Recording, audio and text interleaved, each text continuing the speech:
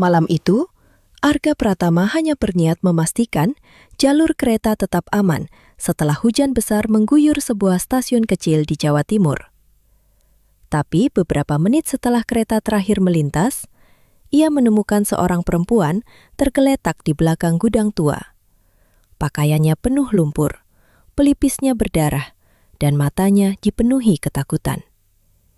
Sebelum Arga sempat memanggil bantuan, perempuan itu menggenggam tangannya dan berbisik, "Tolong, jangan panggil polisi."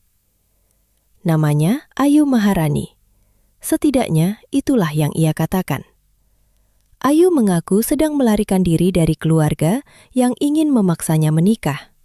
Arga percaya. Ia menyembunyikannya di rumah dinas, merawat luka-lukanya, dan hari demi hari mulai mencintainya. Sampai suatu siang, polisi datang membawa sebuah foto. "Perempuan ini sedang kami cari." Arga membeku. Wajah dalam foto itu adalah Ayu. Tapi, nama yang tertulis di bawahnya sama sekali berbeda. Lebih buruk lagi, polisi mengatakan perempuan itu bukan korban yang sedang melarikan diri, melainkan bagian dari jaringan penipuan yang sudah beroperasi selama bertahun-tahun. Saat itulah Arga sadar, perempuan yang tidur hanya beberapa meter dari kamarnya mungkin telah membohonginya sejak malam pertama.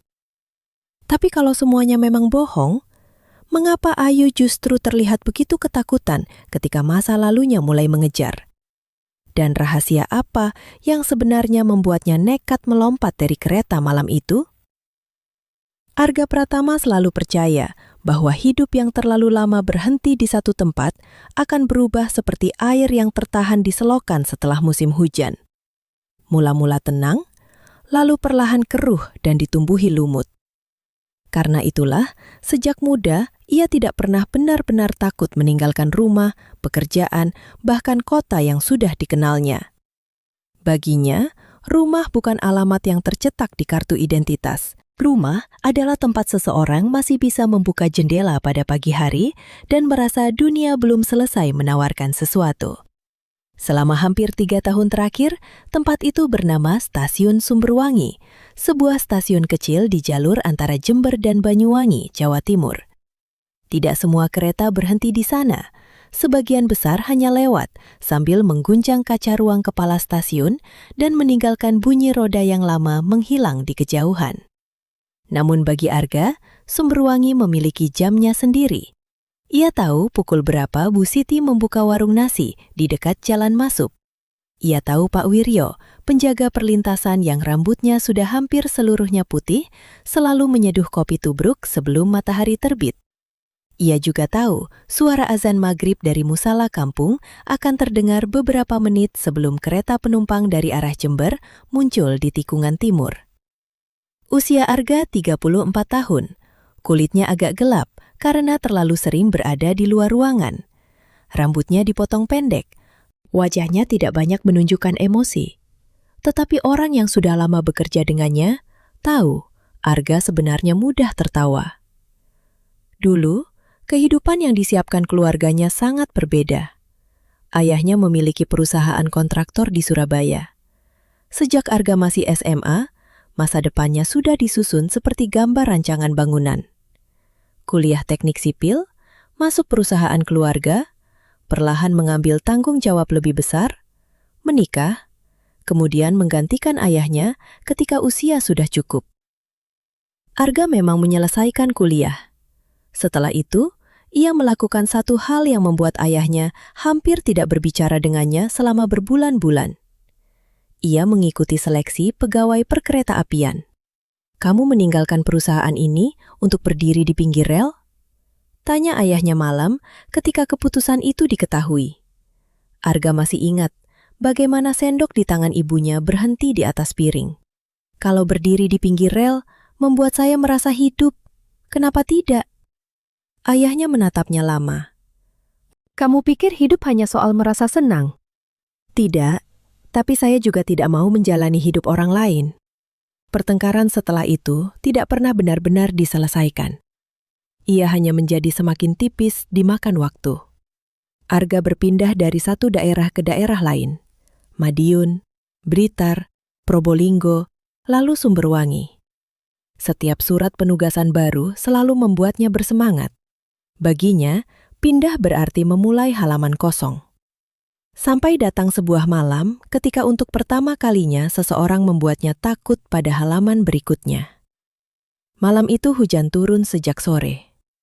Bukan hujan kecil yang membuat orang ingin tidur sambil mendengarkan suara genting, melainkan hujan deras khas penghujung musim yang menutupi pandangan dan membuat halaman stasiun terlihat seperti dilapisi tirai air.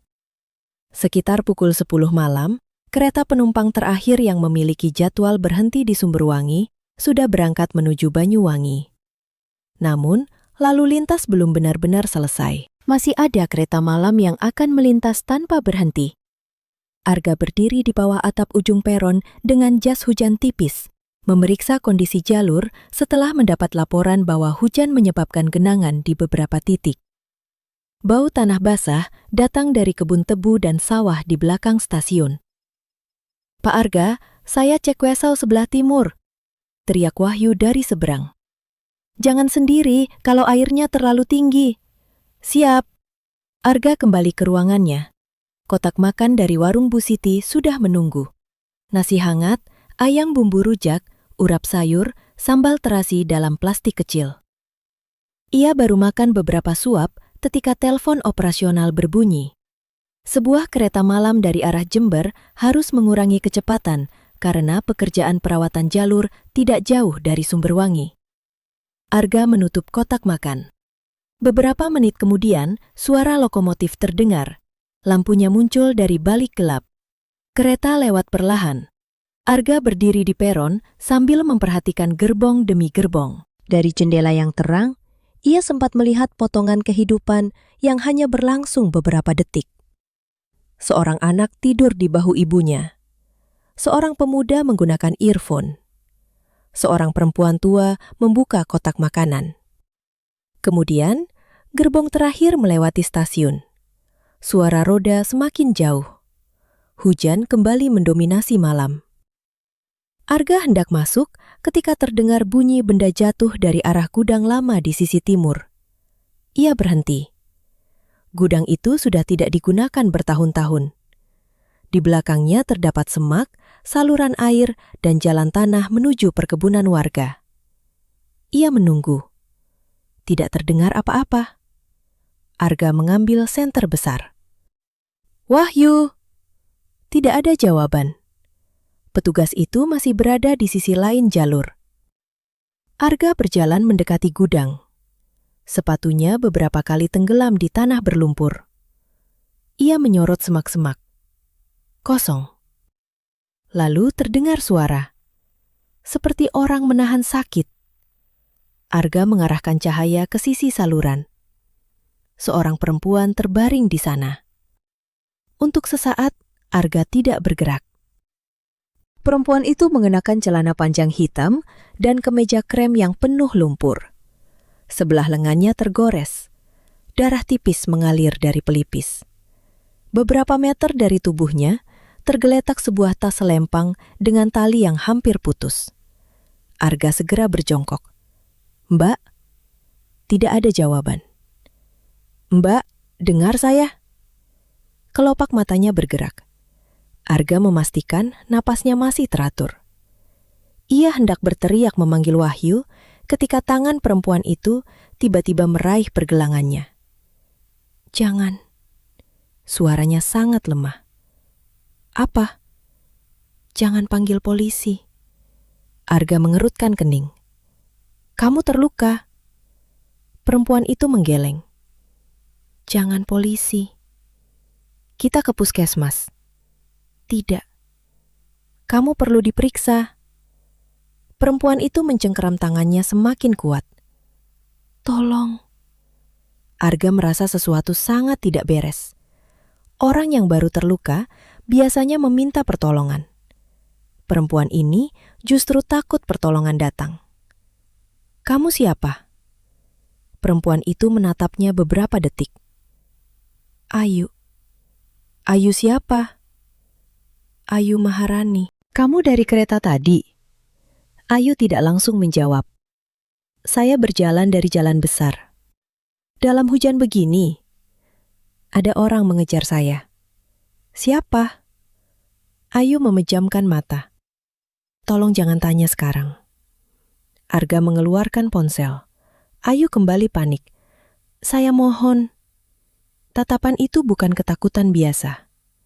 Arga akhirnya tidak menelpon polisi.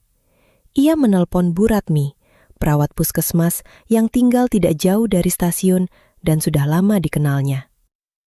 Bu, bisa ke rumah saya. Ada orang terluka. Jatuh? Kurang lebih. Kurang lebih itu apa? Nanti saya jelaskan. Arga membawa Ayu ke rumah dinas setelah memastikan Wahyu sudah kembali dan kondisi operasional stasiun aman.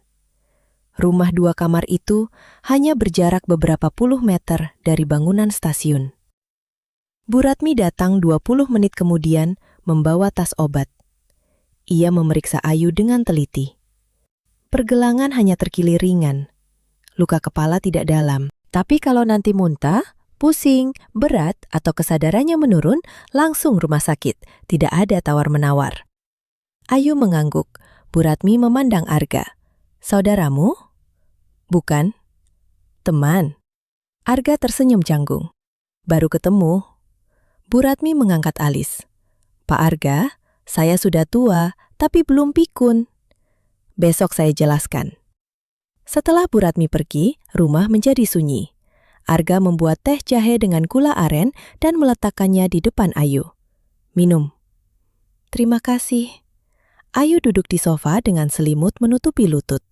Arga duduk di kursi seberang. Saya tidak akan langsung memanggil polisi, tapi saya harus tahu sedikit. Kalau orang mengejar kamu, saya perlu tahu apakah mereka bisa datang ke sini. Ayu menunduk. Saya dari Malang. Keluarga? Ayu menarik napas. Ia mengatakan keluarganya sedang berusaha menjodohkannya dengan anak seorang pemilik perkebunan kopi yang dikenal keluarganya.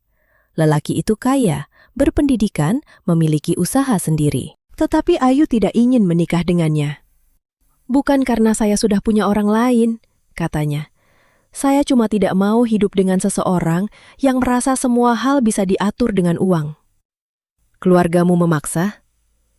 Tidak ada yang mengunci saya di kamar. Ayu tersenyum getir. Tapi orang kadang tidak perlu mengunci pintu untuk membuat kita merasa tidak boleh keluar. Arga terdiam. Kalimat itu mengingatkannya pada rumahnya sendiri. Ayahnya tidak pernah mengunci pintu untuknya. Tetapi harapan keluarga kadang memang bisa berubah menjadi pagar yang tidak terlihat. Mereka mengejar kamu karena itu? Ayu mengangguk. Bapak saya bilang saya merusak nama baik keluarga. Nama baik. Arga mengenal 2 kata itu. Di banyak rumah di Indonesia, kadang pendapat tetangga dan kerabat terasa lebih berat daripada perasaan orang yang akan menjalani hidup. Kenapa sampai ke sini? Saya pindah kendaraan beberapa kali. Saya tidak punya tujuan. Arga memperhatikan wajahnya. Ceritanya tidak lengkap.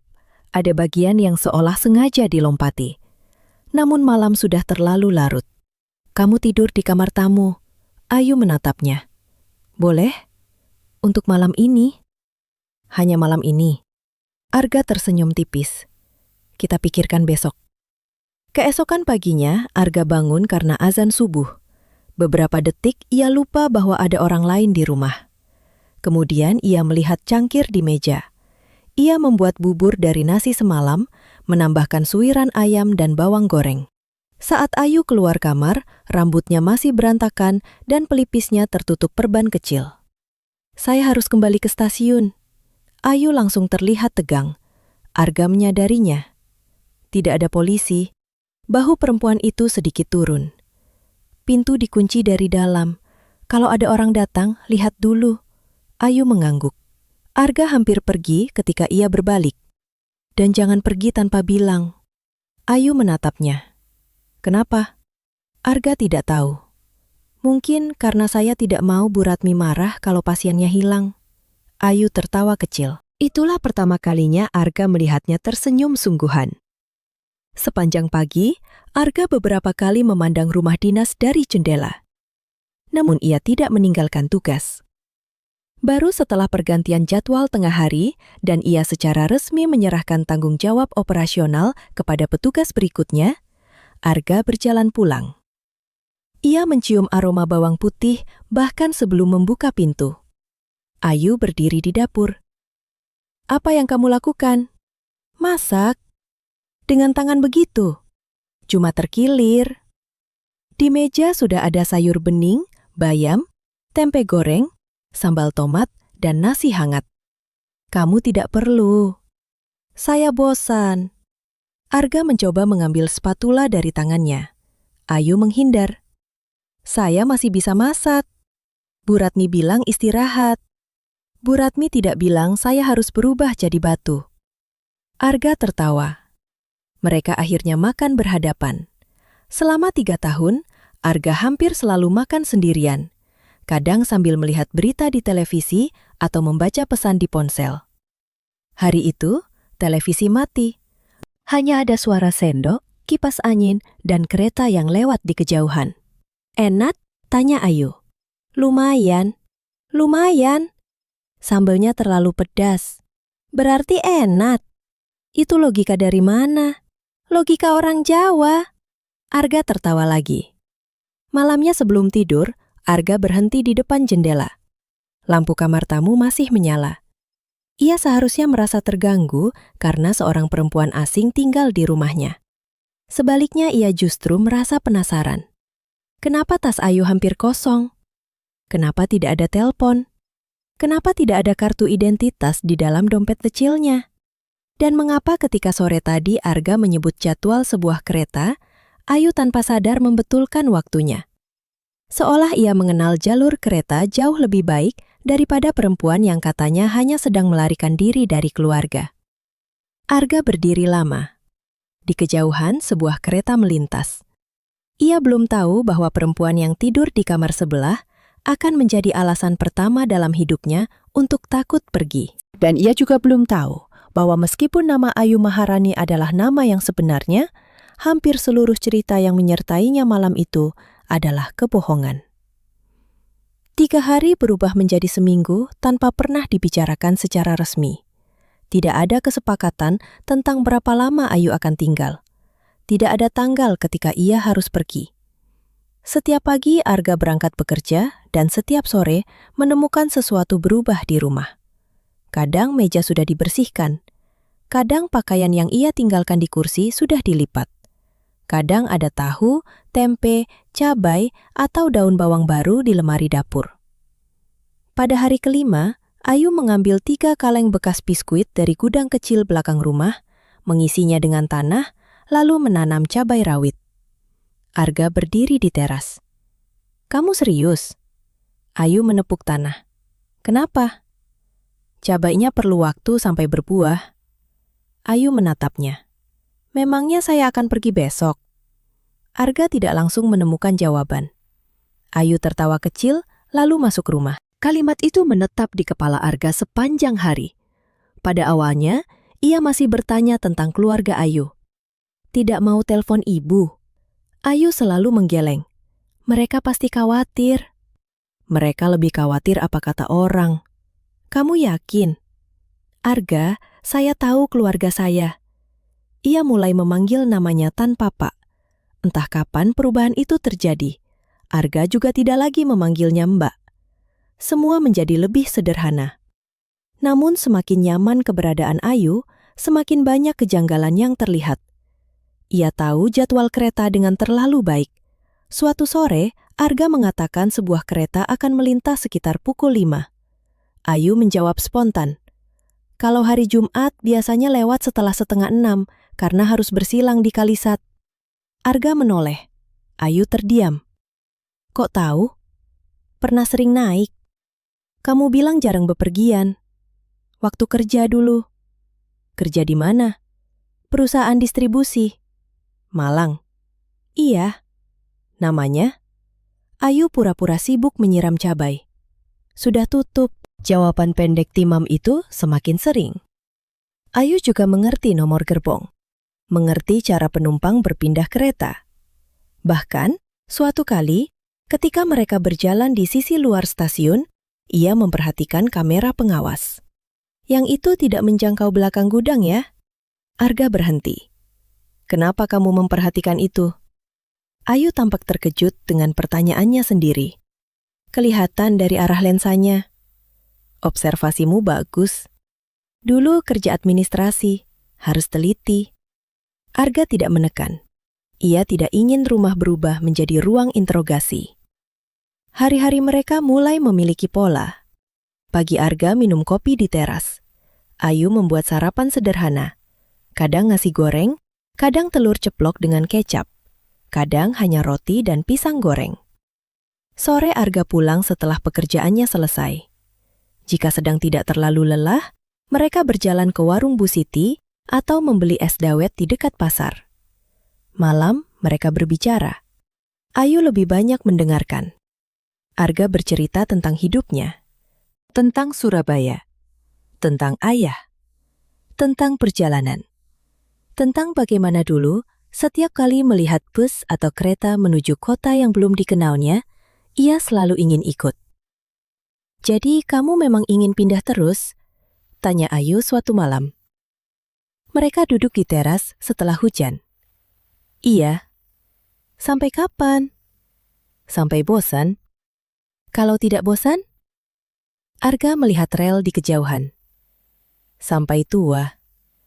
Ayu tersenyum tipis. Tidak capek? Dulu tidak. Sekarang? Arga menoleh. Ayu segera mengalihkan pandangan.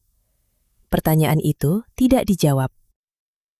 Beberapa hari kemudian, Arga pergi ke pasar kecamatan setelah menyelesaikan tugas. Ia membeli 2 celana panjang, beberapa blus sederhana, sandal, dan sebuah kerudung tipis hijau pucat. Ketika diberikan, Ayu justru terdiam. Kalau tidak suka bisa ditukar. Kenapa kamu beli? Karena pakaianmu cuma sedikit. Saya nanti bisa beli sendiri. Arga spontan bertanya. Dengan uang dari mana? Ayu langsung diam. Arga menyesal. Maksud saya, tidak usah dipikir, anggap pinjaman. Kalau saya tidak bisa mengembalikan? Masak sayur asam 2 kali, Ayu tersenyum. Murah sekali. Karena sayur asam kamu lumayan. Lumayan lagi. Minggu kedua, luka Ayu hampir sembuh. Bu Ratmi datang memeriksa dan mengatakan ia sudah tidak perlu perban. Kamu sekarang sehat, jangan bikin Pak Arga repot. Ayu tertawa. Yang repot siapa, Bu? Saya yang setiap hari masak. Bu Ratmi melihat Arga. Nah, malah enak hidupmu sekarang. Arga pura-pura tidak mendengar. Suatu pagi, mereka pergi ke pasar. Arga sengaja memilih waktu yang tidak terlalu ramai. Ayu tampak senang melihat penjual sayur, rempah, ikan asin, tahu, tempe, buah, dan bunga. Ia berhenti di depan pedagang melati. Suka? Suka baunya, tapi kalau banyak-banyak bikin pusing. Tidak romantis, saya realistis. Mereka membeli singkong, telur, cabai, dan kopi robusta. Kemudian sesuatu terjadi. Seorang perempuan muda keluar dari sebuah toko sambil memegang ponsel. Ayu yang sedang berjalan mendadak berhenti. Wajahnya berubah pucat. Kita pulang. Arga mengernyit. Kenapa? Sekarang. Kamu kenal perempuan itu? Tidak. Lalu? Ayu sudah berjalan cepat. Arga mengikuti. Perempuan yang membuat Ayu ketakutan bahkan tidak melihat mereka. Sepanjang perjalanan, Ayu hampir tidak bicara. Sesampainya di rumah, Arga akhirnya bertanya. Ayu, tidak ada jawaban. Ayu, kalau kamu memang dikejar seseorang, saya perlu tahu siapa. Kamu tidak perlu melindungi saya. Lalu kenapa kamu tinggal di sini? Pertanyaan itu keluar lebih keras daripada niatnya. Ayu menunduk. Maaf. Arga langsung merasa bersalah. Bukan begitu maksud saya. Saya memang merepotkan. Kamu tidak merepotkan. Kalau saya pergi, jangan. Kata itu keluar terlalu cepat. Mereka sama-sama terdiam. Arga menarik napas. Setidaknya jangan pergi karena merasa tidak diinginkan. Ayu memandangnya cukup lama. Baik, beberapa hari kemudian, kampung mengadakan selamatan kecil menjelang perbaikan saluran irigasi. Pak Wiryo mengajak Arga. Ayu ingin ikut. Mereka duduk di tikar bersama warga. Di tengah terdapat nasi tumpeng, ayam ingkung, urap, sambal goreng kentang, kerupuk, dan buah. Ibu-ibu kampung cepat sekali tertarik pada perempuan yang datang bersama Arga. Saudara Pak Arga, tanya seseorang. Ayu menjawab sebelum Arga sempat bicara. Teman. Hanya satu kata. Anehnya Arga merasa kecewa. Dalam perjalanan pulang, ia menertawakan dirinya sendiri. Apa yang sebenarnya ia harapkan? Mereka bahkan belum mengenal sebulan. Namun, rumah kecil itu telah mengubah kebiasaan Arga. Dulu kalau ada kabar mutasi, ia selalu mencari tahu kota mana yang mungkin menjadi tujuan berikutnya. Sekarang, ketika mendengar ada kemungkinan rotasi pegawai menjelang akhir tahun, ia justru merasa tidak nyaman. Bagaimana jika ia dipindahkan? Apa Ayu akan pergi? Apa Ayu akan ikut? Pikiran terakhir membuatnya sendiri tertawa. Suatu malam, listrik mati. Ayu menyalakan 2 lilin. Mereka duduk di ruang tengah sambil makan singkong goreng. Kalau bisa pergi kemana saja sekarang, kamu pilih mana? Tanya Ayu. Dulu Arga mungkin akan menjawab Banda Neira, Flores, atau sebuah pulau kecil di Maluku. Kali ini ia mengangkat bahu. Tidak tahu. Orang yang suka jalan-jalan malah tidak tahu. Mungkin saya sedang malas pergi. Ayu menatapnya. Cahaya lilin bergerak di matanya. Arga merasakan sesuatu yang sudah lama tidak ia kenal. Keinginan untuk mempertahankan sebuah keadaan. Hari berikutnya, Arga menemukan Ayu berdiri dekat pintu stasiun ketika ia pulang. Seorang anak salah satu petugas sedang memotret suasana peron menggunakan ponsel. Begitu kamera mengarah ke mereka, Ayu langsung membalik badan. Kenapa? Saya tidak suka difoto. Sejak kapan? Dari dulu. Kamu bahkan tidak tahu tadi anak itu memotret kamu atau tidak. Ayu tersenyum kaku. Saya memang aneh. Arga tidak menanggapi. Malam itu, ketika Ayu sudah tidur, ia duduk di teras sendirian. Ia mulai menyusun kejanggalan. Tidak ada identitas, tidak ada telepon, tidak suka kamera. Tahu perjalanan kereta, takut pada orang asing. Cerita tentang keluarga yang tidak pernah bisa dibuktikan. Namun setiap kali kecurigaan muncul, Arga selalu menemukan alasan untuk menolaknya. Ayu memasak untuknya, menyiram tanaman, bercanda dengan Bu Ratmi, menunggu ia pulang. Apakah semua itu bisa dilakukan seseorang yang sedang berbohong? Arga belum tahu. Ia hanya tahu bahwa rumah yang sebelumnya begitu tenang, kini terasa terlalu sepi setiap kali Ayu masuk kamar. Dan bagi lelaki yang sepanjang hidup merasa kebebasan berarti, tidak memiliki sesuatu yang bisa hilang, perubahan itu jauh lebih menakutkan daripada yang mau ia akui. Hari ke-23 sejak Ayu datang, Arga mengajaknya ke pasar malam di kecamatan sebelah. Lapangan desa dipenuhi lampu warna-warni. Musik dangdut terdengar dari pengeras suara. Anak-anak berlarian membawa balon. Penjual jagung bakar, sate, martabak, cilok, dan gula kapas memenuhi tepi jalan. Ayu terlihat seperti seseorang yang sudah lama tidak melihat keramaian tanpa rasa takut. Ia berhenti di hampir setiap lapak. Arga, bagus tidak? Ia menunjukkan gelang manik-manik murah. Kalau saya bilang jelek, kamu tetap beli? Iya. Berarti tidak perlu tanya. Ayu tertawa. Mereka membeli jagung bakar. Ayu memilih pedas manis. Arga hanya mentega. Kamu benar orang Jawa Timur. Kenapa? Sambal saja takut. Saya menghargai lidah saya. Mereka berjalan sampai ke wahana biang lala kecil. Ayu berhenti. Naik? Arga melihat struktur besi yang berderit. Kelihatannya tidak meyakinkan. Kamu kerja di perkereta apian, tapi takut biang lala. Kereta ada inspeksinya. Pengecut. Arga akhirnya membeli tiket.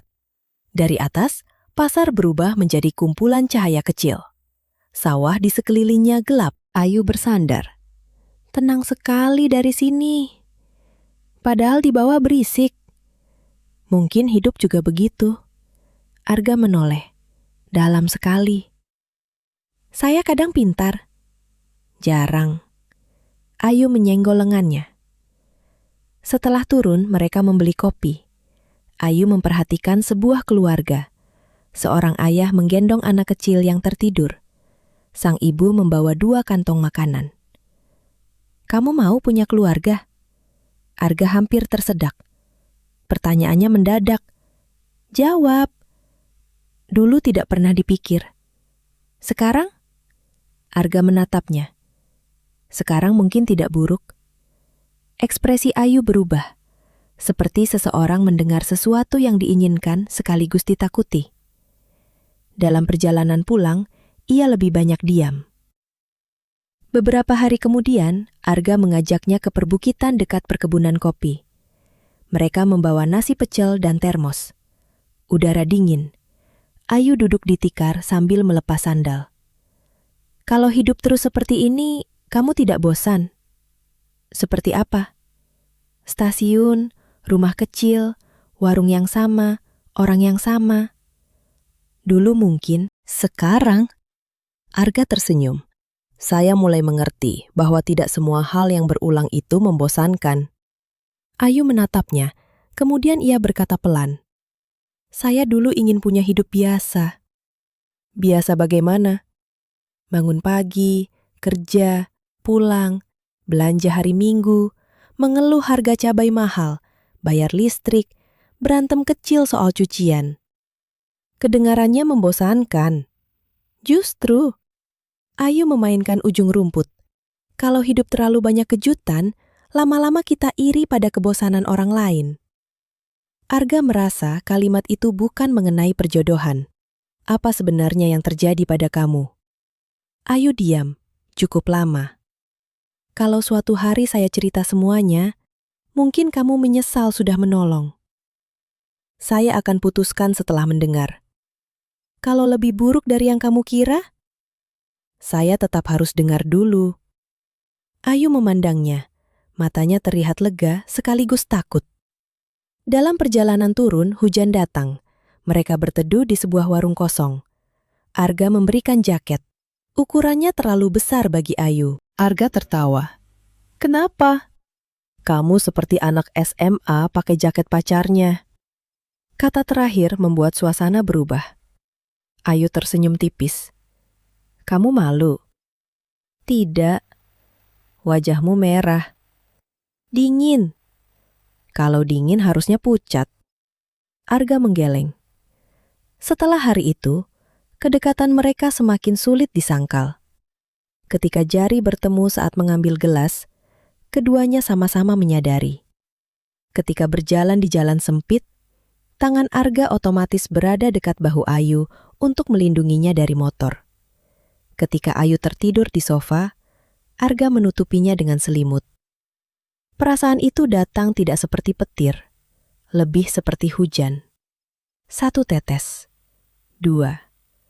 Kemudian, ketika seseorang menyadari, seluruh tanah sudah basah. Arga jatuh cinta. Beberapa hari kemudian, surat internal datang. Nama Arga termasuk kandidat rotasi ke Yogyakarta. Dulu ia pasti gembira. Sekarang ia membaca surat itu 3 kali. Malamnya Ayu melihatnya. Kamu pindah? Belum tentu. Kalau ditawari, saya bisa menolak. Ayu tampak benar-benar terkejut.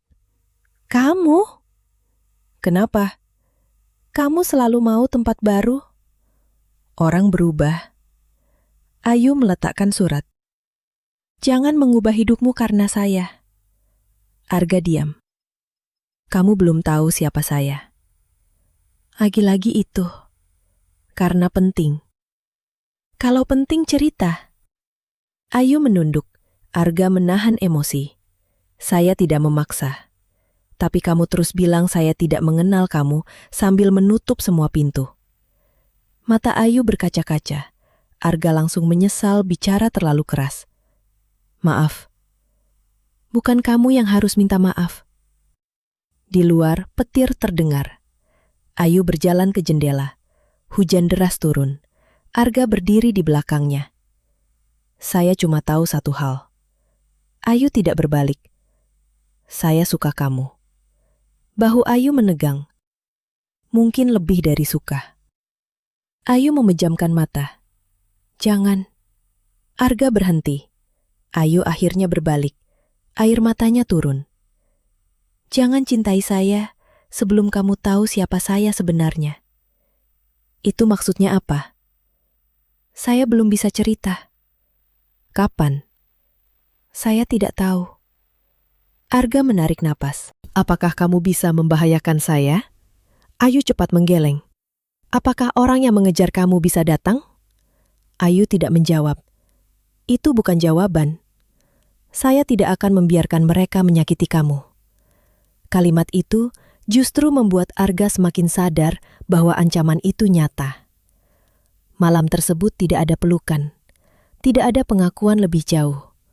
Hanya dua orang berdiri dengan jarak beberapa langkah, dipisahkan oleh kebenaran yang belum keluar. Keesokan harinya, Arga mengajukan permohonan untuk tetap di Sumberwangi. Ia membaca surat itu sebelum menandatangani.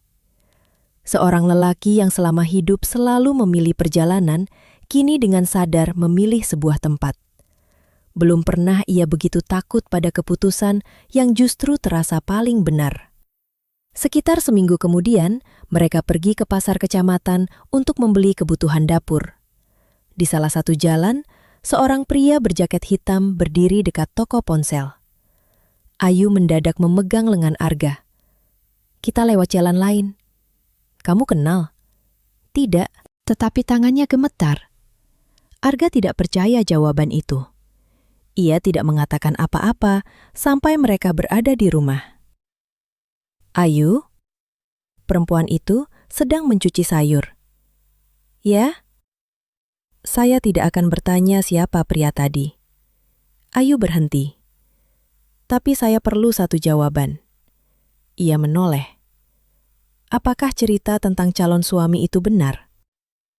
Ayu menatapnya lama sekali.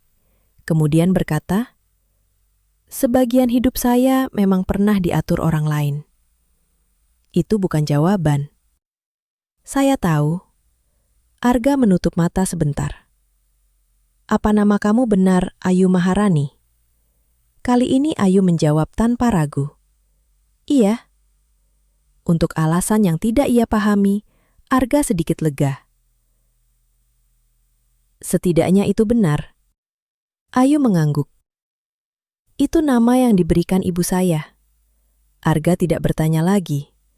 Ia memilih percaya pada satu hal kecil tersebut. 3 hari kemudian, Denny Saputra datang ke stasiun. Denny adalah penyidik Polri di wilayah tersebut yang beberapa bulan terakhir bekerja sama dengan Polsuska untuk menangani rangkaian penipuan terhadap penumpang kereta. Ia pernah beberapa kali bertemu Arga dalam koordinasi keamanan. Pak Arga, kalau sampean datang biasanya bukan kabar baik. Denny tertawa. Tidak selalu. Namun setelah duduk, wajahnya menjadi serius. Kami sedang cari seseorang. Arga merasakan sesuatu di dadanya turun. Denny membuka map. Ada kelompok penipuan antar kota. Sudah jalan beberapa tahun. Ia meletakkan foto di atas meja. Arga melihatnya. Dunia seolah mengecil menjadi selembar kertas. Wajah perempuan dalam foto itu adalah Ayu. Rambut lebih pendek. Wajah lebih kurus, tetapi tidak mungkin salah. Di bawah gambar tertulis, Maya Lestari. Denny menunjuk tulisan itu. Nama yang biasa dia pakai bersama kelompoknya. Bisa jadi bukan nama asli. Arga merasa tangannya dingin. Pernah lihat? Ia mengambil foto. Kasusnya apa? Penipuan penumpang. Mendekati orang, bikin percaya. Lalu kelompok lain mengambil uang, data bank, kadang barang berharga. Dia melakukan kekerasan? Belum ada laporan begitu, tapi kelompoknya mulai lebih berani. Denny menarik foto lain. Sekitar sebulan lalu, ada laporan mereka bertengkar di sebuah kereta. Setelah itu, perempuan ini hilang. Sebulan, hampir tepat saat Ayu muncul di belakang gudang. Kenapa bertengkar? Belum tahu, ada dugaan dia ingin keluar dari kelompok. Arga menatap foto. Denny memperhatikannya. Kenal. Ada 1 detik ketika Arga bisa mengatakan kebenaran. Ia tidak melakukannya. Sepertinya pernah lihat wajah mirip. Di stasiun, Arga mengembalikan foto. Tidak yakin. Denny mengangguk. Kalau muncul, jangan sembunyikan. Hubungi saya. Kami justru perlu memastikan dia aman kalau memang sedang kabur dari kelompoknya. Kalimat itu membuat rasa bersalah Arga semakin besar. Denny pergi. Arga tetap duduk. Di luar sebuah kereta lewat. Selama bertahun-tahun, suara rel menjadi musik baginya. Hari itu, terdengar seperti suara sesuatu yang pecah. Nama Ayu mungkin benar, tetapi siapa Maya Lestari? Dan berapa banyak kehidupan yang disembunyikan, perempuan yang kini setiap malam menunggu kepulangannya. Untuk pertama kalinya sejak Ayu datang, Arga merasa rumah kecil di belakang stasiun bukan tempat aman, melainkan tempat sebuah kebenaran sedang menunggunya pulang. Arga baru kembali ke rumah jauh setelah matahari terbenam. Ia tidak meninggalkan pekerjaan lebih awal. Ia menyelesaikan tugasnya, melakukan serah terima resmi kepada petugas malam, lalu duduk hampir 1 jam di bangku ujung peron tanpa melakukan apa-apa. Foto Ayu terus muncul di pikirannya. Maya Lestari, nama yang terasa seperti seseorang yang sama sekali berbeda. Ketika Arga membuka pintu rumah, Ayu sedang menata piring. Kamu telat, ada pekerjaan. Saya bikin rawon, tidak lapar. Ayu menatapnya. Biasanya Arga selalu menjelaskan kalau suasana hatinya buruk. Malam itu, ia langsung masuk kamar. Hari berikutnya sama. Arga makan di warung. Pulang terlambat. Bicara seperlunya. Ayu semakin sadar ada sesuatu yang berubah. Pada malam ketiga, ia akhirnya berdiri di depan pintu kamar Arga. Kamu marah? Tidak. Bohong. Arga hampir tertawa mendengar kata itu. Ia menatap Ayu. Ada apa? Tanya perempuan itu. Arga ingin langsung mengatakan semuanya. Namun, ia menahan. Ia ingin Ayu memilih sendiri untuk jujur. Hari keempat, Bu Ratmi datang membawa pisang goreng. Ia hanya membutuhkan beberapa menit untuk menyadari ketegangan. Kalian bertengkar? Tidak, jawab Ayu. Bu Ratmi menoleh kepada Arga. Kalau wajahmu seperti itu, jelas ada apa-apa. Arga tersenyum hambar. Setelah Bu Ratmi pulang, Ayu tidak tahan lagi. Sampai kapan? Apa? Kamu memperlakukan saya seperti orang asing. Arga menutup buku. Kamu mau dianggap apa? Pertanyaan itu membuat Ayu membeku. Arga berdiri. Beberapa hari lalu, polisi datang. Wajah Ayu langsung pucat. Arga melihat perubahan itu. Sekarang semuanya jelas. Mereka bawa foto. Ayu tidak mengatakan apa-apa. Di bawah foto tertulis Maya Lestari. Ayu memejamkan mata. Siapa Maya? Ayu menarik napas dalam. Itu nama yang pernah saya pakai. Jadi Ayu Maharani. Nama asli saya. Arga terdiam. Setidaknya satu hal tidak palsu. Kenapa kamu punya nama lain? Ayu menunduk. Karena saya melakukan hal-hal yang tidak bisa saya lakukan dengan nama sendiri. Arga merasa Kalimat itu menghantam lebih keras daripada jika Ayu sekedar mengaku namanya palsu. Cerita tentang keluarga. Ayu diam. Calon suami. Air mata mulai mengisi matanya. Tidak ada. Perusahaan distribusi? Tidak seperti yang saya ceritakan. Arga berjalan ke jendela. Saya bohong kepada polisi untuk kamu. Ayu menatapnya cepat. Kamu bilang tidak melihat saya? Iya. Kenapa? Arga tertawa pahit. Saya sendiri tidak tahu. Arga, Denny bahkan bilang kalau kamu benar-benar kabur dari kelompok itu. Mereka ingin memastikan kamu aman. Dan saya tetap diam. Ayu menangis. Saya minta maaf. Jangan cuma minta maaf. Arga berbalik. Saya perlu tahu siapa orang yang tinggal di rumah saya hampir sebulan. Ayu menunduk. Saya akan cerita. Kapan? Sekarang kalau kamu mau. Arga tidak siap. Ia justru keluar rumah. Malam itu, ia tidur di ruang istirahat stasiun setelah meminta izin kepada petugas yang bertugas. Menjelang subuh, Wahyu menemukan Arga duduk di ujung peron. Tidak pulang, Pak? Tidak bisa tidur. Wahyu tidak bertanya lebih jauh. 2 rel terbentang di depan Arga. Ia selalu menyukai rel karena memiliki arah yang jelas. Manusia tidak. Pagi berikutnya Arga pulang. Ayu masih ada. 2 cangkir kopi berada di meja. Salah satunya dingin. Saya pikir kamu pergi, kata Arga. Saya hampir pergi. Kenapa tidak? Ayu menatapnya. Karena kalau saya pergi lagi, saya akan menjadi orang yang sama seperti sebelumnya. Arga duduk. Ceritakan. Ayu menarik napas. Nama saya Ayu Maharani. Ia mengatakannya dengan tegas. Saya lahir di Pasuruan. Ayah saya supir angkutan barang. Ibu jual nasi bungkus. Arga tidak menyela. Ayah meninggal ketika saya 21. Setelah itu keluarga mengalami kesulitan. Utang rumah sakit, adik masih sekolah, ibu sering sakit.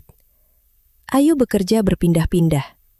Kasir, administrasi gudang, kemudian loket agen perjalanan. Di sanalah ia bertemu Reno. Reno memperkenalkan pekerjaan sampingan, mencari penumpang untuk perjalanan, membantu membeli tiket, mengurus pembayaran. Awalnya terlihat sah. Kemudian, Ayu tahu ada uang yang tidak pernah sampai kepada pemilik sebenarnya. Saya seharusnya berhenti saat tahu. Tapi kamu tidak. Ayu mengangguk. Tidak. Ia tidak mencoba mencari pembenaran. Ibu perlu operasi. Saya mengambil uang itu. Setelah operasi, saya tetap lanjut. Kenapa? Ayu tersenyum pahit. Uang cepat membuat orang merasa semua masalah punya jalan pintas.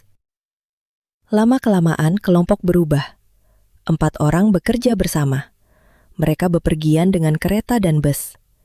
Ayu menggunakan nama Maya Lestari agar nama keluarga tidak muncul.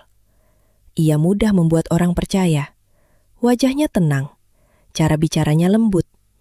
Ia mendekati penumpang sendirian, terutama orang tua. Sementara ia mengajak bicara, anggota lain mengambil kesempatan. Kadang pencurian data, kadang penipuan transfer, kadang barang berharga. 4 tahun, tanya Arga. Hampir. 4 tahun bukan satu kesalahan. Itu keputusan yang diulang berkali-kali. Ayu mengetahui pikiran itu dari wajah Arga. Saya tidak minta dianggap orang baik. Terus apa yang membuat kamu berubah? 3 bulan lalu, dalam sebuah perjalanan dari Surabaya menuju Jember, mereka bertemu lelaki tua yang membawa uang hasil menjual sebagian kebun untuk biaya pengobatan istrinya. Rino memilihnya sebagai target. Ayu yang membuka percakapan. Lelaki itu bercerita tentang istrinya, tentang anak-anaknya, tentang bagaimana ia tidak pernah membawa uang sebanyak itu. Dia mengingatkan saya pada Bapak. Suara Ayu bergetar. Saya tidak bisa. Ia diam-diam memperingatkan lelaki itu. Rencana kelompok gagal. Sejak saat itu, Reno curiga Ayu ingin keluar. Ayu mulai mengumpulkan bukti, nomor rekening, percakapan, foto, data transaksi. Ia menyimpan salinan pada kartu memori kecil. Malam saat ditemukan Arga, ia berada di kereta bersama 2 anggota kelompok. Mereka mengetahui Ayu membawa salinan bukti. Terjadi pertengkaran. Ayu tahu jika tetap bersama mereka, ia akan dibawa semakin jauh. Saat kereta melambat karena pekerjaan jalur, ia mengambil keputusan nekat. Ia turun dengan melompat ketika kecepatan sudah sangat rendah. Saya tidak tahu ada stasiun sedekat itu. Kamu bisa mati. Saya tahu. Kenapa tidak cari polisi? Ayu memandangnya. Karena polisi juga mencari Maya Lestari. Arga tidak punya jawaban. Cerita perjodohan? Bohong. Kenapa cerita itu? Ayu menahan air mata. Karena saya pikir orang akan lebih mudah kasihan pada perempuan yang kabur dari pernikahan yang tidak diinginkan daripada perempuan yang kabur dari kelompok penipu. Arga memalingkan wajah. Itu menyakitkan karena masuk akal. Pada malam pertama, lanjut Ayu, saya bahkan berpikir akan mengambil uang dari rumah ini kalau ada kesempatan. Arga menatapnya. Berapa lama? 2 hari. Kenapa tidak? Ayu tertawa kecil sambil menangis. Karena kamu meninggalkan bubur di meja. Arga tidak bisa menahan senyum getir. Bubur? Saya tahu kedengarannya bodoh. Ia mengusap mata. Saya sudah terbiasa membuat orang percaya kepada saya karena saya ingin sesuatu dari mereka. Kamu percaya tanpa minta apa-apa. Ayu melihat sekeliling rumah. Rumah ini kecil, cat dapurnya jelek, kipasnya bunyi, air kamar mandi kadang pelan. Kau sedang menghina rumah saya? Ayu tertawa. Tidak. Untuk pertama kali sejak semuanya terbongkar, tawa itu terasa seperti sebelumnya. Saya merasa aman di sini. Arga terdiam. Nama Ayu tidak palsu, katanya. Perempuan yang masak untuk kamu, yang menanam cabai, yang takut kamu dipindah, itu juga tidak palsu. Kenapa tidak cerita? Karena semakin saya mencintai hidup ini, semakin saya takut kehilangannya. Arga memejamkan mata. Itulah yang membuat kamu hampir kehilangan. Saya tahu. Mereka diam. Akhirnya Arga berkata, saya masih marah. Ayu mengangguk. Saya kecewa. Air matanya turun. Tapi perasaan saya juga tidak hilang begitu saja. Ayu menatapnya. Arga mendekat. Saya tidak bisa menjanjikan semua akan baik. Saya tidak minta. Kamu harus bertanggung jawab. Saya tahu. Mungkin ada hukuman. Ayu mengangguk. Saya siap. Untuk pertama kalinya, Arga melihat sesuatu yang berbeda di wajah Ayu. Bukan orang yang sedang mencari jalan keluar, melainkan seseorang yang sudah lelah berlari. Ada satu hal lagi, kata Ayu. Ia mengambil tas lama, membuka jahitan bagian dalam, dan mengeluarkan kartu memori. Ini bukti yang mereka cari. Arga melihat benda kecil itu. Kenapa belum diberikan? Adik saya. Reno mengetahui alamat adik Ayu, juga tempat ibunya tinggal. Ayu takut kelompok akan menyakiti mereka jika ia menyerahkan diri sebelum keluarganya diamankan. Kita hubungi Denny. Ayu ragu. Kita minta perlindungan dulu. Setelah itu, kamu serahkan bukti dan diri kamu. Ayu menatapnya. Kita? Iya. Arga mengambil tangannya. Selama ini kamu selalu lari sendiri. Matanya mulai basah. Kali ini jangan. Malam itu untuk pertama kalinya, mereka membicarakan masa depan tanpa berpura-pura masa lalu tidak ada. Arga juga melakukan sesuatu yang sangat sederhana, tetapi nantinya mengubah semuanya. Ia mengambil ponsel lama yang selama ini tersimpan di laci, memasukkan kartu SIM prabayar baru yang biasa disediakan sebagai cadangan, lalu memberikannya kepada Ayu. "Telepon adikmu." Ayu menatap ponsel itu. "Sekarang, kalau kamu ingin memastikan dia aman, iya." Ayu menelpon. Percakapan berlangsung hampir setengah jam. Adiknya selamat, ibunya juga, untuk sementara. Arga merasa mereka akhirnya memiliki rencana. Besok pagi, mereka akan menghubungi Denny. Ayu akan menjelaskan semuanya. Setelah itu, apapun yang terjadi, setidaknya tidak ada lagi kebohongan. Arga tidur dengan perasaan lebih ringan. Ia tidak tahu, sekitar pukul 2 dini hari, ponsel lama itu menerima sebuah pesan dari nomor tak dikenal. Di dalamnya ada foto rumah kos adik Ayu. Di bawah foto hanya tertulis, "Kamu pikir kami tidak tahu kamu di mana?" Ketika matahari terbit, Ayu sudah membuat keputusan lain. Dan sekali lagi, Arga akan bangun di rumah yang kosong. Arga bangun lewat pukul 8. Untuk beberapa detik, ia hanya melihat langit-langit. Kemudian ia sadar rumah terlalu sunyi. "Ayu?" Tidak ada jawaban. Ia keluar kamar. Di meja ada satu cangkir kopi tertutup piring kecil. Dingin. Kamar tamu kosong. Tas Ayu hilang. Ponsel lama yang diberikan Arga juga tidak ada. Di dapur, sebuah surat diletakkan di bawah toples gula. Tangan Arga langsung dingin. Ia membuka. "Arga, aku tahu semalam kamu memintaku berhenti lari. Aku juga tahu pergi tanpa membangunkanmu akan membuat semua kata-kataku terdengar seperti kebohongan lagi. Tapi setelah kamu tidur, seseorang mengirim foto tempat tinggal adikku." Arga berhenti. Ia membaca lebih cepat. Ayu menjelaskan pesan itu. Reno atau salah satu anggota kelompok sudah mengetahui bahwa Ayu masih hidup dan mencoba menghubungi keluarga. Ayu takut jika langsung membawa polisi, mereka akan berpindah dan mengambil adiknya sebelum perlindungan sempat diberikan. Ia mengetahui seorang mantan anggota kelompok yang pernah menyimpan salinan rekening serta beberapa telepon lama milik Reno. Orang itu berada di Surabaya. Ayu ingin menemukannya sekaligus memindahkan adiknya dari tempat kos sebelum datang kepada polisi. "Aku tidak pergi karena takut pada hukuman," tulis Ayu. "Aku pergi karena kali ini akibat dari kesalahanku bisa menimpa orang yang tidak melakukan apa-apa." Arga meremas kertas. Ia marah, tetapi tidak seperti sebelumnya. Kini ia memahami alasan Ayu. Tetap saja, keputusan itu bodoh. Ayu masih mencoba menyelesaikan semuanya sendiri. Di bagian akhir tertulis, "Aku tidak meminta kamu menunggu. Aku bahkan tidak punya hak meminta. Tapi percayalah satu hal, kali ini aku tidak sedang lari dari masa lalu. Aku sedang berjalan kembali ke arahnya, supaya suatu hari aku bisa pulang tanpa harus takut mendengar namaku sendiri." Kalimat terakhir membuat Arga menutup mata.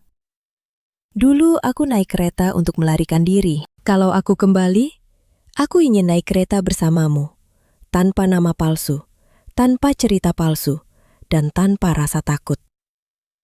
Arga langsung pergi ke stasiun. "Wahyu!" Wahyu keluar. "Pak, Ayu lewat sini pagi tadi." "Mbak Ayu?" "Iya." "Tidak lihat?" "Kereta arah Jember." "Sudah berangkat sebelum 7. Petugas loket tidak ingat melihatnya. Arga kemudian pergi ke terminal kecil dan beberapa pangkalan ojek. Tidak ada jawaban pasti. Menjelang siang, ia berhenti mencari. Jika Ayu sudah pergi beberapa jam lebih awal, ia bisa berada di mana saja. Arga akhirnya melakukan hal yang seharusnya ia lakukan sejak pertama kali melihat foto di meja Denny.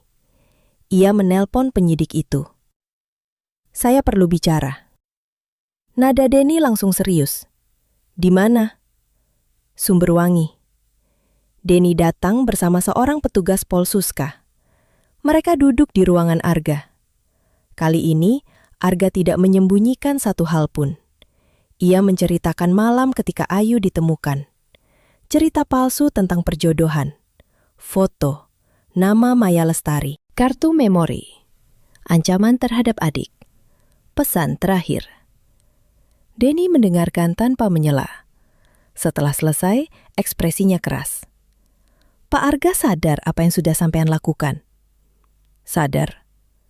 Waktu saya tunjukkan foto, sampean tahu perempuan itu tinggal di rumah. Iya. Dan sampean bilang tidak tahu. Iya. Kalau kelompoknya datang dan terjadi sesuatu di lingkungan stasiun? Arga menunduk. Saya salah. Denny mengembuskan napas. Cinta bukan alasan untuk mengabaikan prosedur keamanan. Saya tahu. Sekarang tahu. Arga menerima teguran itu tanpa membela diri. Denny mengambil salinan surat. Nomor ponsel yang dibawa Ayu? Arga memberikannya. Kami coba lacak secara resmi. Keluarganya juga harus segera diamankan. Adiknya? Kami koordinasikan dengan wilayah. Dan Ayu? Denny menatapnya. Kalau dia menyerahkan diri dan membawa bukti, kerjasamanya bisa menjadi pertimbangan. Tapi jangan salah paham. Dia tetap terlibat tindak pidana selama bertahun-tahun. Saya tidak meminta dia dibebaskan.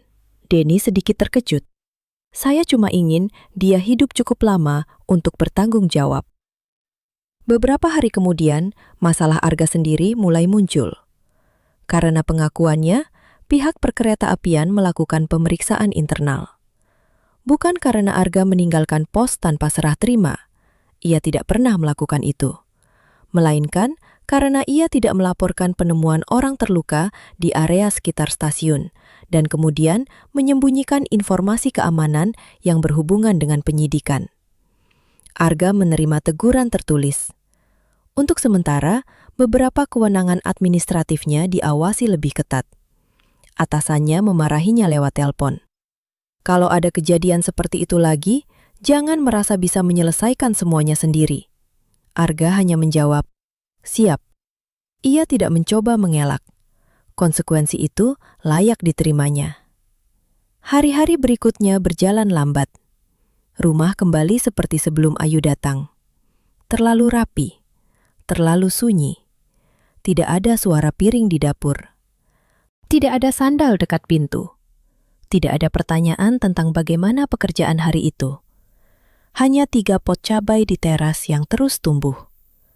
Arga menyiramnya setiap pagi. Bu Ratmi datang pada minggu pertama. Ayu pergi? Arga mengangguk. Pulang? Belum. Akan balik? Tidak tahu. Bu Ratmi duduk. Kalau memang jodoh, muter 1 Jawa pun bisa ketemu. Arga tersenyum. Bu Ratmi kebanyakan nonton sinetron. Daripada kamu kebanyakan murung. Sebulan berlalu, Denny memberi kabar bahwa keluarga Ayu sudah dipindahkan sementara. Adiknya aman. 2 anggota kelompok ditangkap. Reno belum. Ayu juga belum ditemukan. Arga belajar sesuatu yang paling tidak disukainya. Menunggu. Dulu ia selalu memilih bergerak. Kalau pekerjaan membosankan, cari tantangan lain. Kalau kota terlalu familiar, pindah. Kalau hidup terasa sempit, pergi. Sekarang tidak ada jalan yang bisa ia kejar. Ia hanya bekerja. Pagi memeriksa jadwal, siang mengurus operasi perjalanan, sore berdiri di peron, malam pulang ke rumah. Bulan kedua datang. Kemudian bulan ketiga. Permohonan Arga untuk tetap di Sumberwangi disetujui. Wahyu tertawa ketika membaca kabar itu. Dulu Pak Arga paling suka pindah. Dulu. Sekarang betah. Arga melihat rumah dinas. Sepertinya. Suatu malam telepon berdering. Denny. Arga langsung mengangkat. Ya? Ayu menyerahkan diri. Arga berdiri begitu cepat sampai kursinya bergeser. Kapan? Tadi sore. Di mana? Surabaya. Dia baik. Secara fisik baik. Arga memejamkan mata. Kartu memorinya? Diserahkan, ditambah beberapa telepon dan dokumen lain. Reno, belum bisa saya jelaskan semuanya, tapi bukti Ayu membantu. Arga menelan ludah. Dia minta sesuatu. Denny terdiam sebentar. Dia minta saya tidak memberi lokasi pemeriksaan kepada sampean. Arga tersenyum pahit. Kenapa? Katanya dia harus menyelesaikan tahap ini tanpa menjadikan sampean tempat bersembunyi lagi. Kalimat itu terasa menyakitkan sekaligus benar. Dia masih keras kepala. Sampean juga. Proses hukum kemudian berjalan. Tidak cepat, tidak indah, tidak seperti cerita yang selesai hanya karena seseorang mengaku bersalah. Ayu diperiksa berkali-kali. Ia memberikan kesaksian terhadap Reno dan anggota kelompok lain. Sebagian barang dan uang yang masih bisa dilacak dikembalikan untuk pemulihan kerugian korban. Ayu juga mengakui bahwa ia sendiri menikmati hasil kejahatan dalam beberapa tahun pertama. Denny tidak pernah menjanjikan kebebasan. Arga tidak pernah memintanya. Beberapa bulan kemudian, kasus masuk proses pengadilan. Ayu tetap dijatuhi hukuman. Kerjasamanya, pengakuan, bukti yang ia serahkan, bantuan membongkar kelompok, serta upaya mengembalikan kerugian menjadi faktor yang dipertimbangkan, tetapi tidak menghapus tanggung jawab. Ketika Denny memberitahu Arga, lelaki itu hanya diam. Berapa lama? Denny menyebutkan masa yang harus dijalani. Tidak sepanjang ketakutan Arga, tetapi tetap bukan waktu yang singkat. Dia bilang sesuatu. Dia bilang tanaman cabai jangan sampai mati. Arga tertawa untuk pertama kalinya hari itu. Malamnya, ia duduk di depan rumah. 3 pot cabai sekarang sudah berbuah merah. Arga mengambil satu, menggigit sedikit. Pedasnya membuat mata berair. Ia tidak tahu apakah air di matanya hanya karena cabai. 1 tahun setelah malam pertama mereka bertemu, hujan kembali mengguyur Sumberwangi. Arga berdiri di bawah atap peron. Sebuah kereta malam masuk. Pintu terbuka, penumpang turun. Seorang ibu membawa anak, 2 mahasiswa, seorang pria tua. Tidak ada Ayu. Arga tidak kecewa seperti dulu. Ia mulai mengerti bahwa menunggu bukan berarti berharap setiap kereta membawa orang yang sama. Menunggu adalah menerima bahwa hidup tetap harus berjalan sekalipun seseorang yang kita pikirkan berada di tempat yang tidak bisa kita datangi. Ayu menjalani proses hukumnya. Arga tidak mencoba menggunakan hubungan keluarga atau uang ayahnya untuk mencari jalan pintas. Ia tahu kalau melakukan itu, semua pembicaraan tentang tanggung jawab akan kehilangan makna. Ia hanya mengirim surat. Surat pertama tidak dijawab, surat kedua juga. Pada surat ketiga, Arga hanya menulis, cabainya sudah berbuah, kamu berutang 2 kali sayur asem. Beberapa minggu kemudian, sebuah surat datang. Tulisan tangan di amplop langsung dikenalnya. Arga, untuk pertama kalinya dalam hidup saya, ketika petugas memanggil Ayu Maharani, saya tidak ingin menoleh untuk mencari jalan keluar. Ternyata mendengar nama sendiri bisa terasa seperti pulang. Arga membaca kalimat itu 2 kali. Ayu tidak menulis panjang tentang proses hukum. Ia menulis tentang hal-hal kecil, tentang seorang perempuan yang ia kenal di tempat pembinaan, tentang belajar menjahit, tentang membantu kegiatan dapur, tentang bagaimana sekarang ia benar-benar memahami nilai uang yang dulu dianggapnya mudah didapat. Di bagian akhir ia bertanya, tanaman cabenya masih hidup? Arga membalas, masih, terlalu subur, mungkin karena pemiliknya tidak ada yang memetik. Surat mereka tidak datang setiap minggu, kadang sebulan, kadang 2 bulan. Tidak ada kalimat romantis berlebihan. Tidak ada janji untuk menikah. Tidak ada tuntutan agar Arga menunggu. Mereka hanya perlahan belajar mengenal satu sama lain tanpa kebohongan. Ayu menceritakan masa kecilnya. Ibunya memang bernama Sri Wahyuni. Adiknya Nisa sekarang bekerja di sebuah toko di Sidoarjo. Arga bercerita bahwa ia akhirnya pulang ke Surabaya untuk Idul Fitri setelah beberapa tahun selalu hanya datang sebentar. Ayahnya masih suka mengkritik, Tetapi suatu malam, setelah makan opor dan ketupat, ayahnya duduk di teras bersamanya. "Kamu masih di stasiun kecil itu?" "Iya." "Tidak mau pindah?" "Belum." Ayahnya menatapnya. Karena perempuan, Arga hampir tertawa. "Sebagian." Ayahnya menghela napas. "Dulu kamu pergi karena tidak mau hidupmu diatur orang lain." "Iya." "Sekarang jangan sampai hidupmu diatur rasa bersalah." Arga terdiam. Kalimat itu mengejutkannya. "Saya tidak menunggu karena rasa bersalah." "Bagus."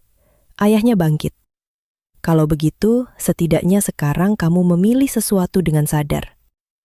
Itu mungkin bentuk penerimaan paling dekat yang bisa diberikan ayahnya. Waktu terus berjalan. Renovasi kecil dilakukan di stasiun Sumberwangi. Gudang tua di sisi timur akhirnya dibongkar. Lampu peron diganti. Kamera pengawas ditambah sehingga hampir tidak ada sudut gelap di area stasiun. Wahyu bercanda. "Sekarang tidak ada lagi perempuan misterius bisa muncul dari belakang gudang." Arga menjawab, "Bagus, satu sudah cukup." 2 tahun lebih setelah malam hujan itu, Arga mendapat kabar bahwa Ayu akan menyelesaikan masa hukumannya setelah seluruh tahapan yang ditentukan pengadilan dijalani. Ia tidak mengetahui tanggal persisnya. Denny sengaja tidak memberitahu. "Kenapa?" "Dia yang minta." "Masih suka bikin orang menunggu?" "Katanya kalau mau kembali, dia ingin datang sendiri." Arga tidak bertanya lagi. Ia tidak mau hidup dengan mencoret hari di kalender. Beberapa minggu berikutnya, tidak terjadi apa-apa. Kemudian 1 bulan. Arga menjalani rutinitas. Ia bahkan mulai berpikir, mungkin Ayu memilih tidak kembali, dan jika itu terjadi, ia akan menerimanya. Mencintai seseorang tidak berarti memiliki hak atas seluruh masa depannya. Suatu hari, minggu menjelang sore, Arga datang ke stasiun meski tidak bertugas. Ia hanya ingin mengambil buku yang tertinggal di ruangannya. Kereta dari arah Surabaya berhenti beberapa menit. Pintu terbuka. Arga berjalan melewati ruang tunggu tanpa terlalu memperhatikan penumpang. Lalu terdengar suara dari belakang. "Pak Kepala Stasiun?" Langkahnya berhenti. Suara itu sedikit berbeda, lebih matang. Tetapi ia mengenalnya. Arga berbalik. Seorang perempuan berdiri sekitar 10 meter darinya. Rambutnya lebih pendek, wajahnya lebih kurus. Pakaiannya sederhana, blus putih, celana gelap, dan sebuah ransel kecil di bahu. Tidak ada luka, tidak ada lumpur. Dan untuk pertama kalinya sejak mereka bertemu, tidak ada ketakutan di matanya. Arga tidak bergerak. Perempuan itu tersenyum. "Nama saya Ayu Maharani." Arga tertawa kecil. Kali ini yakin. Ayu juga tertawa. "Kalau perlu, saya tunjukkan KTP." "Boleh." Ayu benar-benar membuka tas. Arga langsung mengangkat tangan. "Saya bercanda." "Sekarang saya tidak mau ada alasan buat kamu bilang saya bohong." Mereka berdiri saling menatap. Banyak hal yang pernah Arga bayangkan akan dikatakannya saat bertemu Ayu lagi. Tidak satu pun muncul. Ayu berjalan mendekat. "Cabainya?" "Masih." "Rumah?" "Masih." "Kipas angin?" "Masih bunyi." "Bocor?" "Kalau hujan dari timur." Ayu mengangguk. Pertanyaan terakhir keluar lebih pelan. "Orangnya?" Arga menatapnya. "Masih di sini?" Mata Ayu berkaca-kaca. Di belakang mereka, peluit kereta berbunyi. Pintu menutup. Kereta bergerak meninggalkan peron. Ayu melihatnya pergi. "Dulu saya selalu naik kereta untuk meninggalkan sesuatu." Arga berdiri di sampingnya. "Sekarang?" Ayu menarik napas panjang. "Saya ingin belajar rasanya tidak pergi." Arga tidak langsung mengulurkan tangan. Ia bertanya lebih dulu. "Kamu yakin?" Ayu menatapnya. Untuk pertama kalinya, iya. Barulah Arga mengulurkan tangan. Ayu menggenggamnya. Mereka berjalan keluar stasiun. Tidak ada hujan, tidak ada musik, tidak ada orang yang tahu bahwa sesuatu besar baru saja selesai di peron kecil itu. Pedagang gorengan baru menyalakan kompor. Azan asar terdengar dari musala. Seorang anak bersepeda melewati jalan depan stasiun. Hidup berlangsung biasa. Dan mungkin justru itu yang selama ini dicari Ayu. Ketika mereka sampai di rumah dinas, Ayu berhenti melihat 3 pot cabai. Tanamannya jauh lebih besar daripada yang ia ingat. Beberapa cabai merah menggantung di antara daun. Kamu benar-benar rawat. Arga mengangkat bahu. Sayang kalau mati. Ayu menatapnya. Mereka berdua tahu kalimat itu bukan hanya tentang tanaman. Arga membuka pintu. Ayu berdiri di ambang. 2 tahun lalu ia masuk ke rumah itu membawa ketakutan, kebohongan, dan masa lalu yang belum selesai. Hari ini, ia tidak membawa apa-apa selain 1 tas kecil dan namanya sendiri. Masuk, kata Arga. Ayu melangkah. Ia melihat dapur, meja, sofa, kamar tamu. Tidak banyak yang berubah, hanya mereka yang berbeda. Aku masih punya utang? Tanya Ayu. 2 kali sayur asem. Cuma 2, ditambah bunga. Bunganya apa? Arga berpikir, masak sampai saya bilang cukup. Ayu tertawa. Malam itu mereka pergi membeli bahan. Asam jawa, jagung, kacang panjang, labu siam, melinjo, cabai. Ayu memasak sayur asem di dapur yang sama. Arga duduk di meja sambil memotong tempe. Jangan terlalu tebal. 2 tahun tidak ketemu, langsung mengatur. Tempenya nanti tidak matang. Dulu kamu lebih baik. Dulu saya sedang bersembunyi. Arga terdiam sebentar. Ayu menyadari, kemudian tersenyum. Sekarang saya bisa cerewet. Berarti memang sudah pulang. Mereka makan berhadapan. Kereta malam melintas. Kaca jendela bergetar pelan. Dulu suara itu selalu membuat Arga membayangkan tempat lain. Kota lain, pulau lain, jalan lain. Malam itu ia hanya melihat Ayu.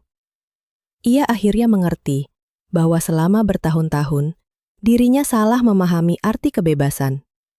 Dulu Arga mengira bebas berarti bisa pergi kapan saja tanpa ada yang menahan.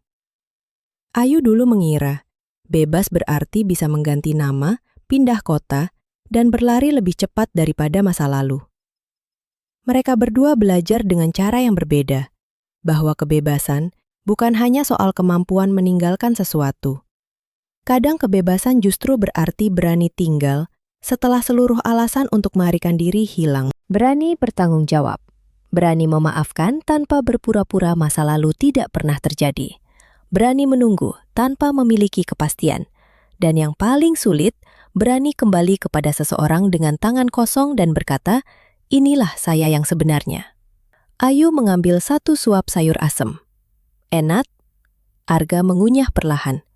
Lumayan. Ayu menatapnya tajam. Arga? Ia tertawa. Enak. Pedas? Kurang sedikit. Ayu berhenti, kemudian tertawa tidak percaya. 2 tahun menunggu ternyata membuat lidahmu berubah. Mungkin. Ayu menambahkan sambal ke piringnya. Di luar, kereta semakin jauh. Arga tidak tahu kemana kereta itu menuju. Untuk pertama kalinya, ia juga tidak merasa perlu tahu. Karena setelah bertahun-tahun mengejar perjalanan, ia akhirnya menemukan sesuatu yang jauh lebih sulit ditemukan daripada kota baru. Sebuah tempat yang membuatnya ingin tetap tinggal. Dan seorang perempuan yang setelah tersesat begitu lama, akhirnya kembali, bukan sebagai Maya Lestari, bukan sebagai perempuan yang bersembunyi, dan bukan sebagai seseorang yang meminta diselamatkan. Ia kembali sebagai dirinya sendiri. Ayu Maharani, dan kali ini tidak satupun dari mereka sedang melarikan diri.